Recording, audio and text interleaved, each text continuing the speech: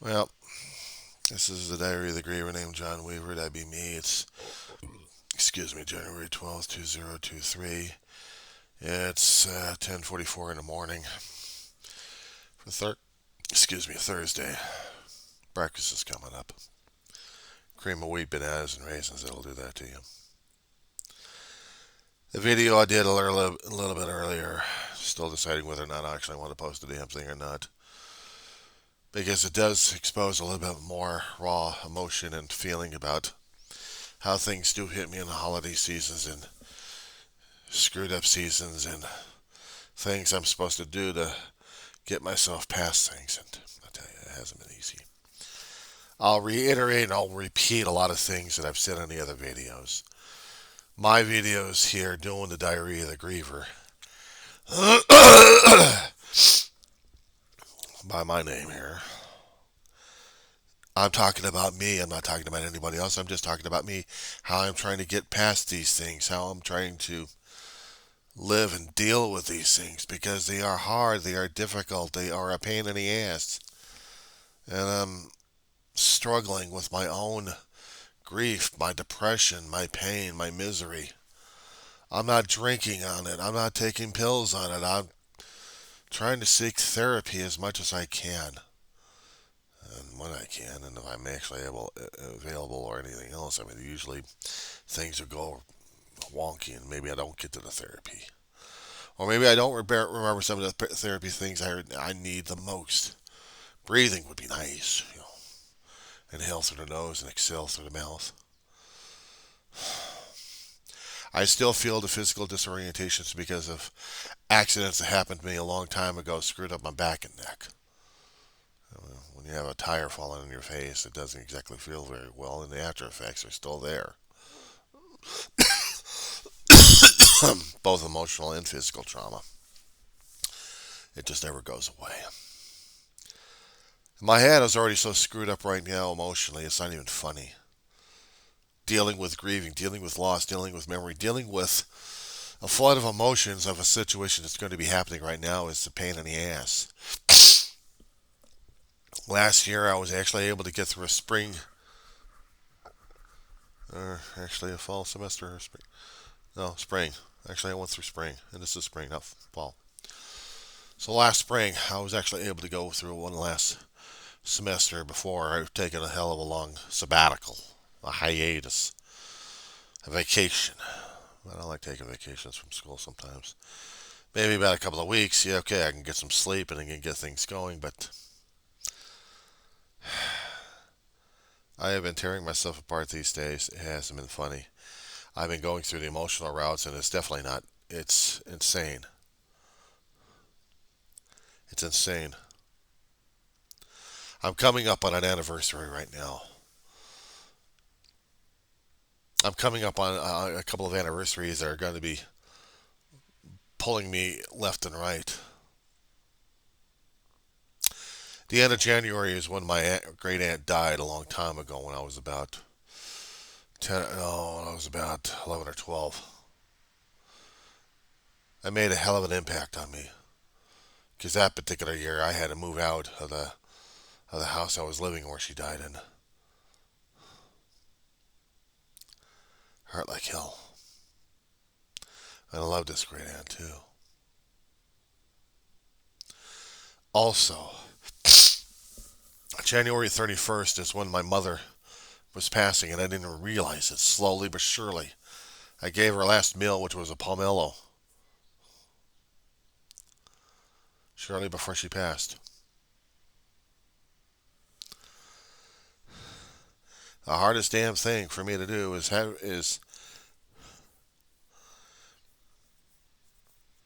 going through that memory, going through those emotions, where I'm reliving my mother's death all over again. Because on February 1st is when she really started the damn process, and the fire department had a fight to keep her alive before they got her transported to the hospital, and she barely lasted 19 days before we signed her out and she passed away. And it tore me and my brother apart inside. Outside, we didn't. But on the inside, we lost our mother. Lived with her most of our lives. Me, more so. I never left her side. There have been a few times I had a weekend or a week, but mostly all my life I stayed with her. I stayed with her. And my big brother. And Dave and I, in the last several years of her life, were bumping up with the main caregiving duties 24/7. I mean, I did 8-hour shifts and then I had to do more long hours with Ma. No wonder I was a zombie during that time. But I dealt with her. I dealt with work. Had to deal with everything. Emotionally, it was straining. Talked to people about it at meeting halls. Had to keep praying about it. And then I get damn near get killed at Walmart.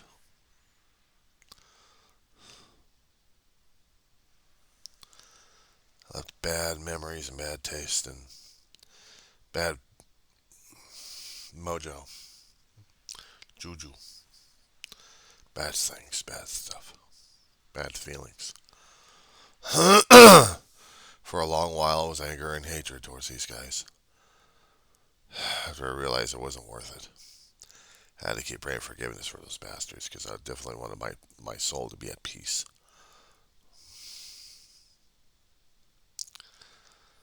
But I took care of my mother as best as I could.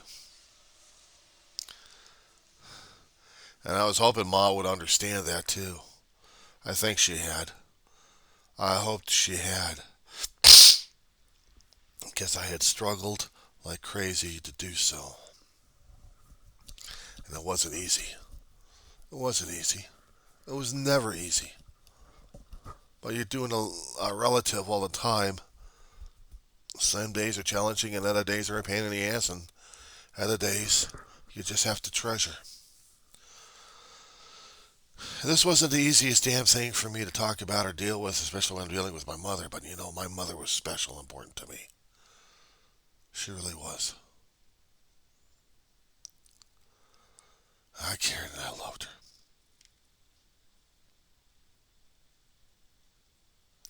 Some days I did not like her because of things she was being authoritative about growing up as a kid. But as an adult, she was just trying to do the best she could. Some people say, don't forgive her for that one. Why not? She's my mother. This is no Stockholm Syndrome. This is a woman who raised and bred me. Some things I didn't do perfectly about. I didn't do it the right way. I screwed things up. I had to pay the price. But I learned a hell of a lot of things down the road.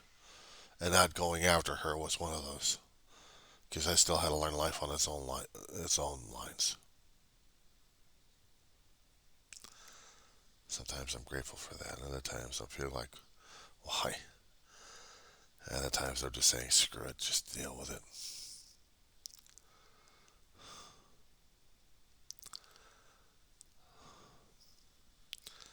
Anniversary's coming up.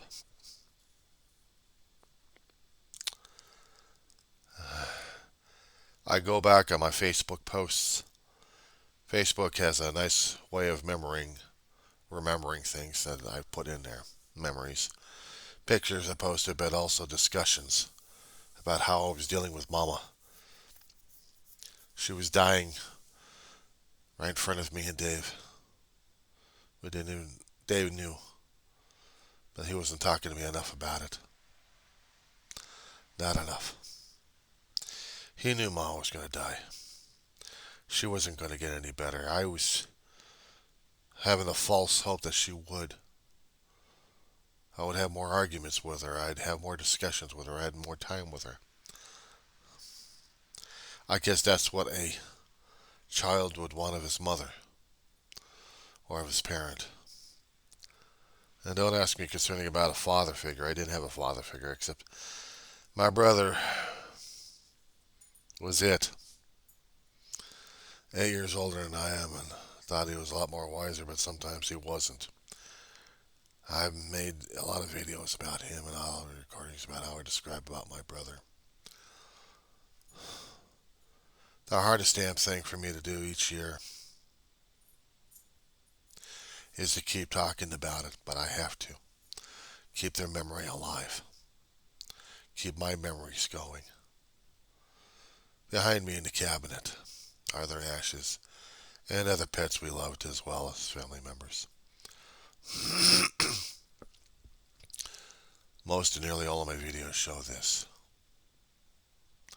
A reminder to myself. A reminder to me. The things that matter the most.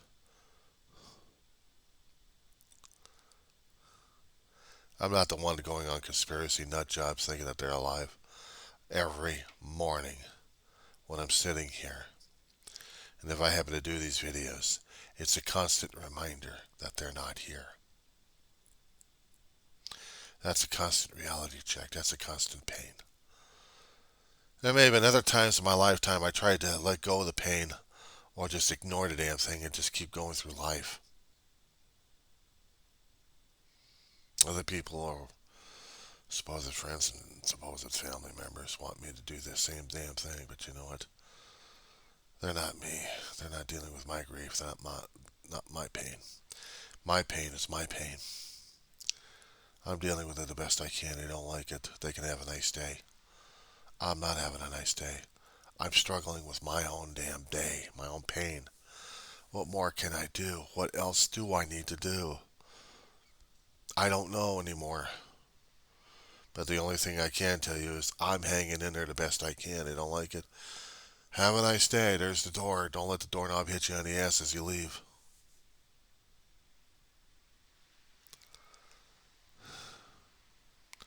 I can't be angry with myself. I can't be angry, period.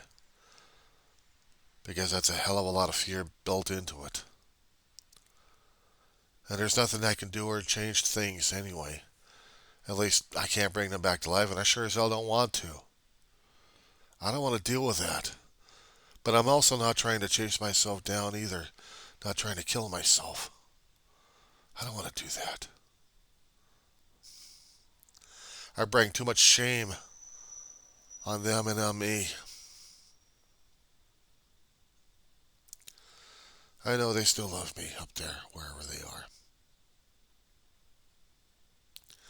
And I know it hurts them when I have to make other decisions that cost me more time than I think I have.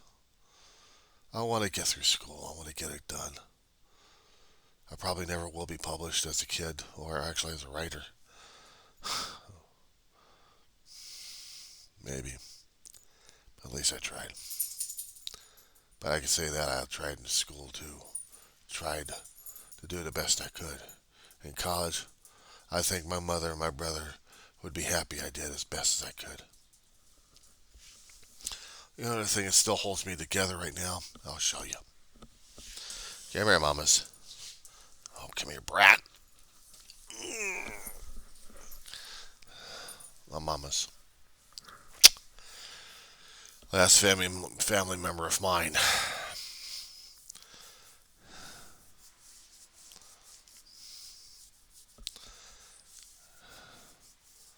17 years old. Almost 18. A bit spry for an old bride. And she remembers both of them. I don't know. I haven't felt David or Ma walking about here. I wish I had. Ma died in another apartment complex. Dave died here. Outside it's cloudy and cold. Kind of reminds me of the days of Ma. Dave wasn't exactly too happy with days like that. Besides reminding him of Ma, his arthritis in his joints were getting to him, especially in his knees and back. He had back and knee issues. Long-term military service, not to mention accidents left and right. He still had a fighting heart, but his body was breaking down.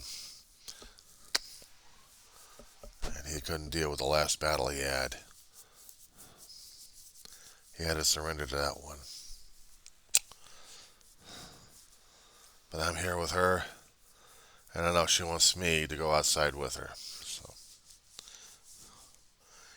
if this video happens to survive both of us here,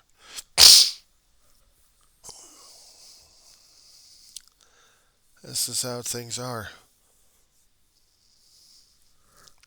Take you on the minimums. I know. Give me a few minutes, will you? Just don't do anything on the floor. Put you on pause. Sorry about that. It's, I'm dealing with Madam Psychotic right now. She comes back from her walk and she's energetic. After she does her business, she wants to run and run and run and run. I have to keep her on a leash, controlled until I get her to a point where I can point her to the house, to the door, and then she'll run to it.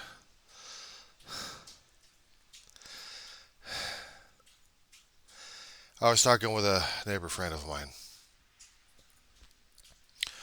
We hadn't talked about grieving. Once in a great while we will. We talked about things happening, and I told him what was going on. Not about the grieving portion. He was taking his dog to the vet to get taken care of, and I got to take her to the vet eventually for the shot updates. The thing is, what I'm trying to do is I'm trying to live. I'm trying to exist. I'm trying to deal with the emotions. If I happen to have any positive interactions from people I have around me, then I can just deal with that, move on with things happening today. Other than that, I'm struggling like crazy. I'm struggling like crazy. That's the only thing I know. Is to struggle. Those who are watching this thing, there are times when you can take pleasure out of even conversation from somebody. You probably think it's not pleasurable enough. But when I have that kind of communication with people that actually I do think about from time to time, they think about me from time to time. But I know we all got our busy lives. But it's nice when they care about me and I care about them and just chit chat.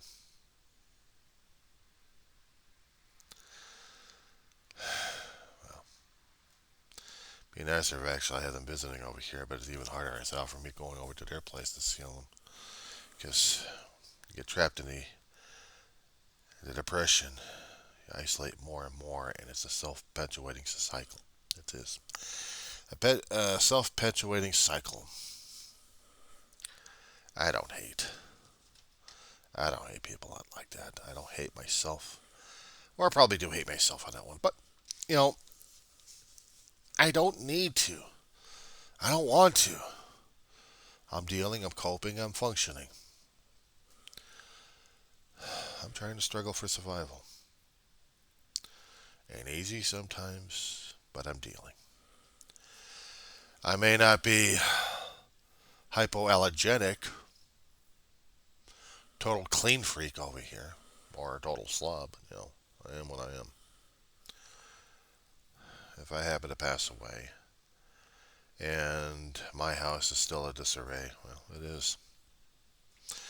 I leave the place disarrayed because I am myself in disarray. I suppose God's going to have a problem with me because I'm a mess. But I don't blame him. It's just my nature. Disarray, dysfunctional, but sometimes lovable. Guy cares, tries, does his best. No one else likes it. Well, I don't know what else I can say about that one. I really don't. The only thing I can do for myself is take care of myself a day at a time. Because that's the only thing I can do is do it day to day. And minute by minute. They don't like it? Tough. Right now, I'm doing the best I can. They don't like it, I don't give a shit. So, My mood is a lot more less stressed and less tense because having someone to talk to about this, not a therapist, but just someone who actually cares, it matters to me. It's like medicine. I don't need the pills. I don't need the chills. I need to talk. I need communication. I need to know. I need to be shown the love. And that's what I miss. I miss my family's love a great deal. But one way or another, I am guided by what I need, not by what I want. And with that,